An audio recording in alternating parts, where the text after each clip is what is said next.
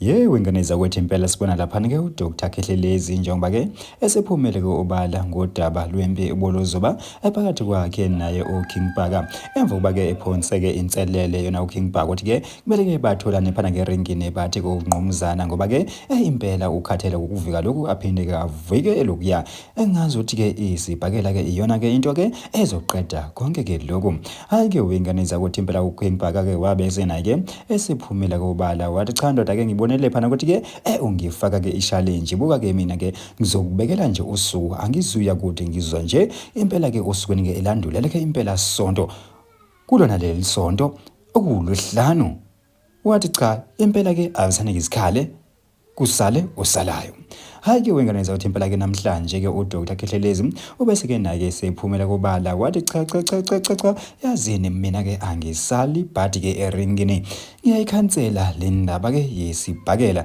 ngoba yazini ngeke umoya wami awuvumi nazo izigubhu azivumi ukuthi ke mina ngiyongena ke eringini kanti ke wenganiza uthi impela ubesevuma phana ke amandla wakhe ke uKing Bhaka wathi cha impela ke ubonile mangaba ke ehlolo ukuthi ke yena uKing Bhaka impela ke uyinkosi lapha ke la abusa khona kodwa ke futhi naye uyinkosi naye kwelinye iside ngakho ke akwazi ukuthi ke ayongena ke eringini ngoba ke impela ke imimoya yabo ke ayihambisani omunye usebenza ngomunye umoya omunye usebenza ke ngomunye umoya hayi ke wenganiza ukuthi impela usho njalo phana kuDr Khehlelezi kodwa ke mina ngimboso sithi MTV bafowethu ngithi ke anginashiyele yona ke lenkulumo yake nani ke nizizwele ebusuku mangilele whatever I'm doing it's being controlled by my ancestors yonke into engifika ngizoyikhuluma la icontrolwa idlozi lakithi omkhulu manikiniki angikhuluma into uma lingakavumi idlozi ifight ngiyicelile mina ngoba kunekhehle elifikile lathi selidiniwe akwenzeki ifight ibese ibuya ke le fight ngathi ayenzeke ungangicela ungichallenge wena uthi uyangichallenge because idlozi lakithi alikakhethi kunabantu elizobakhetha uma ngilele indoda engiyobhekana nayo indoda esebenza ngemoya nayo spiritual nayo le ndoda engiyobhekana nayo inamandla nayo ngamandla ngendlela yayo amandla wayo engiprovile lokho ndlela thizeni ngase ngithi no ngcono siye ezandleni siye emandleni siqale sibambane sicheckane ngoba spiritually noma physically cha ngifuna ukuyokuzwa amandla ukuthi angakanani ngaphahla izolo ebusuku manje ngibuka kanje niyabonga imumbi nginobuthongo ngaphahla ngakhuleka ngathi inkosi ngimncane ngokweminyaka ngifana noDavide uDavide uthi mayiyobhekana nempi kunabantu abaningi abambukayo bathi Davide umuntu oyobhekana naye isikhondla khondla iskora umuntu oyobhekana naye unama records umuntu oyobhekana naye ubulala abantu abaningi kodwa uzokwazi into oyobhekana naye uGoliathi uDavide uthi anginandaba noma yini kodwa mina ngiyaya phambili izolo I went to my God ngaya kobama uNkulunkulu ngaya kwabami ogogo ngathi bogogo sengikushilo lokho enthe ngikusho kodwa uvalo luyangishaya ngizwa ngishaya uvalo kodwa ngizophahla ngizocela kunini ukuthi bogogo bochiya mtolo ake nihambe nami manje angisahlehli ngiyaphambili uma kumele ngife ngicela ukufa kodwa ngifela lamandla wami bathi ogogo lalela Khehlelezi uyakhumbula uthi awuzalwa nguKhehlelezi ngathi ngiyezwa mkhulu bathi lalela ke uyakhumbula uAbraham mayinyukela entabeni mkhulu ngathi ngilalele uAbraham wenzani ngathi mina uAbraham unyuka nendodana yakhe mayinyuka nendodana yakhe unyukela entabeni mayifika indodana yakhe iyambuza ukuthi baba siyowenzani laphana uthi kunomhlatshelo esiyowenza sifuna izinkuni. Ithi indodana baba umhlatshelo ngiyawubona, izinkuni ngiyayibona yonke into, kodwa kunento eyodwa eshodayo, kushoda umhlatshelo, angiwazi ukuthi uphi. Izwi lakhuluma noAbraham, malikhuluma noAbraham izwi lithi umhlatshelo uzoba yilo mntwana. Izwi likhulume noKhehlelezi lathi Khehlelezi hambolwa ulwe noSamson. Ngathi baba ngiyena umuntu wempi, mina ngiyena umuntu wempi, ngumuntu othandazayo, ngumuntu osiza abantu abangazi njengesixhwanguxhwangu. Angikaze ngaba isixhwanguxhwangu, angikaze ngalwa nabantu, kodwa Nkosi usungithuma kanjani mkhulu kulento ukuthi nyolo wathi umkhulu sengithumile. For the fact that I trust the spirit, ama-powers enginawo ngiyawathemba, ngathi it is fine and it is well, I will do as I'm instructed. Ngathi ngizoya, but ngihlonipha imoya, ngathi ngizohlonipha ngizoya. That is why izolo I was required ukuthi ngiyohlaba iqhude empophomeni bese ngiyangena empophomeni ekuseni ngo3, ngoba impi engiyobhekana nayo ayilingani nami, inkulu ngendlela eyisimanga, kodwa kumele ngiyoyiface. There is a question engiyibuze lapha empophomeni, ngathi mkhulu, uma izinkunzi ezimbili zizobhekana enye nenye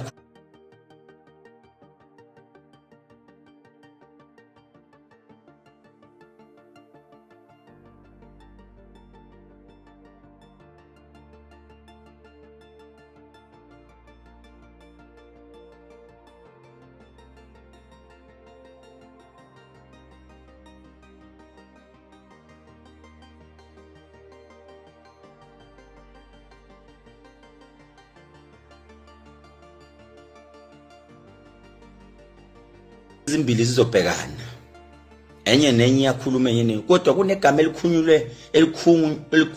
elikhulunywe ile ndoda. Uthe akalwi makunganagazi, mayizolwa kube negazi ufuna angiqede. Ngathi ngiyesaba, ngizuvalo bomkhulu lento eningithuma yona ngizokwazi yini ukuyenza. Wathi umkhulu kimi, sithe mzukulu hamba sesikuthumile. Ngathi mkhulu ngiyaya, kodwa kunabantu abangathandi ukuthi ngiye. Ngakhuleka emfuleni ekuseni ngo5, ekuseni ngo5. I didn't invite anyone, angicela ngamalungu ebandla, angicela, I was alone emfuleni ngikhuleka ngithandaza ngiphahla ekuseni ngo5. Kufika ugogo wasekhaya koma wami, wathi lalela mzukulu, lalela njengamanje, siyakubona uzoyenza lento futhi uzonqoba, kodwa stop. Omkhulu abafuna uyempini abasekhaya kobaba wakho, ababe nempi, ababengafuni ukuthi kuhlalwe phansi kukhulunywe, kodwa sesifikile thina zalukazi sizothi kuwe stop. Ima ngathi bogogo ningimiselani ngoba mina ngisabi, mina Jimmy insimbi mina. Bathi no, lalela, lo muntu sesimhlolile kakhulu, sajula. Masimhlola sathola ukuthi imimoya enisebenza ngayo ayifani, kodwa icishe ifane, kodwa ayifani. Dladla bayeke bahlohlane, but umuntu sengifuna ningaphazamisi, ngicela ubayeke laba abahlohlayo. Ngifuna mina ukuthi nizwe egcineni bese ngiyanitshela ukuthi fight khona noma yikho. I know ukuthi abanye sebeconcludeile, uyasaba, lalelani nginitshele ukuze noma ngiye ringini kodwa ngibe nginitshelile. Wathi ugogo kimi, sihlola into eyiningi, sihambile sa endlini yakhe, safike khona endlini yakhe safica izigodlo ezimbili. Uma sicheka lezi izigodlo unesi1 esisichekile la khona. Ngifuna nimsharele le video nimtheke manje, angiwazi umuzi wakhe, angaze ngubone. Bathe kimi kunezigodlo ezimbili, ngiyazi uzongena ahliphiza kunandaba. Kuney'godlo ezimbili. C1 angathi ibridge side umgodi ushona phansi kumnyama side siyogudla ngasephulu. C1 illa afika hlale khona nomuntu phansi basebethi kimi lo muntu uyinkosi emoyeni yakhe, meaning he's a king emoyeni yakhe ehambisana asebenza ngayo. Uyinkosi futhi ngeke uzumphikise. Nawe mzukulu sikugcobile uyinkosi kweyakho imoya. Ngathi mkhulu mos lo muntu mayikhuluma uthi spiritually ukhuluma ngaso uthi uyinkosi ngapha, uyinkosi uphethe ndawo zonke. Bathi kunezinto ongeke uzifunde useyingane. Iminyaka yakhe mingaki, eyakho mingaki. Ngathi mkhulu mina August bengithena 35 years. Bathi yena una 43. Uyakushiya. Ubhuti omdala kuwe. So, kunezinto kumele uyi-understand ukuthi kumele uhlale la ulalele uthule ubuke bese uyafunda. Ungathatha amakhehlo oqala afika khulume bese nawe uthathe yaphezulu. Kunekhehlo elidiniwe lasekhaya kubo kababa. Ngikhuluma ngabantu bakashezi Oskananda. Yibo laba bafike badinwa. Bathe mabedinwa bathakiwe enkundleni. Ngathi mina okay.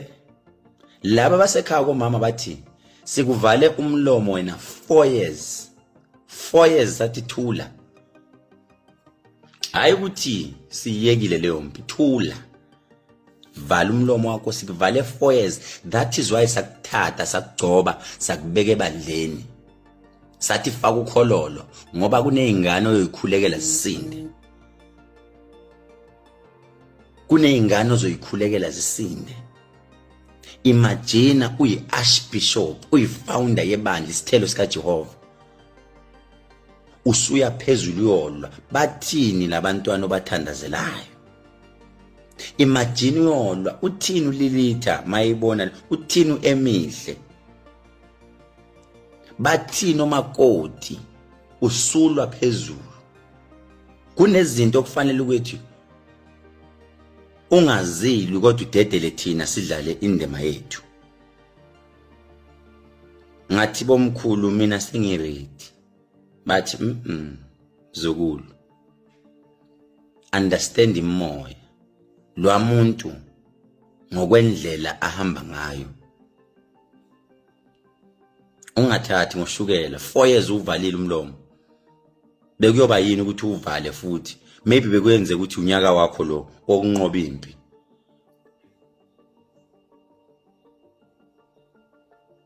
Yes, fight was proposed by me. But at the end of the day, I respect my kids. I respect my wife. Ngihlonipha nabanye abantu ababuye eceleni kimi. Abathi, this is not for you. So, in this case, to those abathanda the instigation, abathanda impi, cha, angeke ibe khona impi. Noma ngahamba yena ayishaya isifuba to winile. It is well. It is well. Uyabona mawudiniwe ukhuluma noma yini. Ukhuluma noma yini mawudiniwe. But I'm here to say kubalandeli bami abaphinde futhi babe ama advisors wami. You've managed to advise me for 4 years. Ngizokhuluma nomakoti bami who managed to advise me for 4 years. Bethi thula. I owe them an apology. Ukuthi ngizoxolisa kubona. Ngithi I'm sorry for ukuthi nginganilaleli izinto engikhulumile ngikhulume noma kanjani. I am here to say, let those who are saying I'm a coward, that's fine, let it be. Let it be. I'm a coward. But I'm here to fix my dignity. Ngizolungisa isithunzi sami ebandleni lesithelo sika Jehova lonke jikelele, Johannesburg, Mtubatuba, Swaziland, Zimbabwe, Botswana, Thekwini. Ngizolungisa isithunzi sami, my respect. Ey'ngane zami ezingibone ngenza ivideo ngikhuluma le nto engiyikhulumile, I withdraw my words. I withdraw my words. Kuzokwenzeka ngelinye ilanga ngisukume ebandleni ngishumayele ngithi uNkulunkulu uthe ungabuyiseli okubi ngokubi. Yini engizobe ngishumayela kubantu makuukuthi mina ngibuye ngibonakale futhi sengilwa? Kizothini yini? I don't mind ukuthi ngithukwa abantu abawu 2000 but abawu 7000, but that was a great decision. I'm trying to say to you guys, I was waiting for my ancestors to confirm, because I knew people have been emailing me, people have been WhatsApping me, but no, this is unlike you, Khehlelezi. Lo muntu ofuna ukuyoqondana naye wena useyingane 35 years, lo muntu una 43 years, beside ukuhlala ekushaya. It is well, it's fine, ngiyeka kushaya, but ngelinye ilanga naye uNkulunkulu uyofika ngakuyena. Niyamkhumbula uSawulu wayebulala amakholo? Ngelinye ilanga uthi mayisuke kwelinye izwe, ezweni laseDamaseko, uNkulunkulu uthi kuyena, Sawulo, ubahluphelana abantwana bami. Sizokhuluma nawe Sawulo, ubahluphelani abantwana bami. Lithi iBhayibheli kwafika unyazo lwezulu lamshaya, lwathi kusukela namhlanje usewuyena uSawulo, uSuPawulo, uyoshumayela izwi lenkosi. Ubahluphelana abantwana bami, from today uyoba uPawulo, uyoshumayela izwi lenkosi. So I'm saying, kubo kwagwala asikho isililo, emzini wekhawadi akukhalwa, but emzini weyiqhwaga uyakhalwa. Number 3, I am here to say, guys, ngiwumuntu uSathani ngiyavuma ukuthi usebenzile kimi. I'm a father. Uma ngithi father, uma ngithi father weyingane, ngubaba, not ubabayi, ngubaba pure 100%. Bezingena induku ngithuka ngenziwani, tarnish bonke abantu TikTok, they've been creating content about Khehlelezi. But one thing about me, I decided to shut my mouth. But Khehlelezi now unecala elingigweba edlozini lami. Unecala wena Khehlelezi, ngathi mkhulu elani, what you disrespected baba womuzi, umhloniphanga. Ngathwasa ngayalwa mangiphuma, ngayalwa. Kwathiwa kimi akekho umuntu omnyathela alale khuleka noma alale khala inyembezi ngawe.